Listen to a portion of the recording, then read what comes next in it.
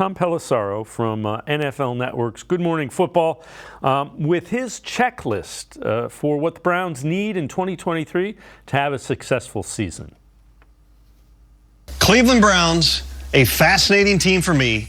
And it all starts out with, show me Mega Watson. That's right, Deshaun Watson. The biggest trade, literally, in NFL history. Can we get a reminder of what the Browns gave up for Deshaun Watson in that trade? In short, it was all the picks. It was the biggest contract in NFL history. They knew 2022 was going to be rough. They took a lot of criticism acquiring him in the face of serious allegations of sexual misconduct. He served an 11-game suspension. But when you give up all this for one guy, you're expecting he's going to be a top 5 quarterback. A top 5 quarterback makes you a perennial Super Bowl contender. Kevin Stefanski told me they saw flashes of that on tape when they look back to the tail end of the 2022 season. And other times, it looked like a guy who hadn't played in 2 years because he hadn't. A full off season, the offense is going to evolve, and certainly you would expect Deshaun Watson to look a lot more like Deshaun Watson.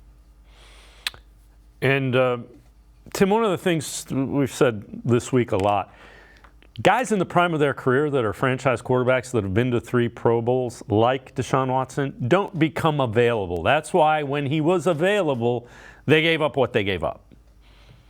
Yeah, it kind of felt like a once-in-a-generation type of trade. I mean, like you said, these guys don't just become available. I mean, Patrick Mahomes probably will never become available in a trade. Joe Burrow will probably never become available in a trade. And, you know, considering the talent the Browns had on the roster at the end of the 2021 season, you know, unless you're willing to give up those picks to move all the way up in the draft to draft a rookie quarterback that you don't know for certain is going to be really good, you have to be willing to make that gamble. And I think in some way you have to admire the courage of Andrew Berry and the Browns to be willing to make that move. Obviously came with a lot of, you know, criticism because of the things that Deshaun Watson was accused of and, you know, the lawsuits against him, serving his suspension. You know, there's still a couple of those things going on. We'll see when those kind of finish up and what the final toll of all that is. But, you know, when it comes to on the field stuff, you know, this is Watson's first real chance, I think, to show that he was worth the contract. If he goes out and throws 30+ touchdowns, Browns win 12 games this season,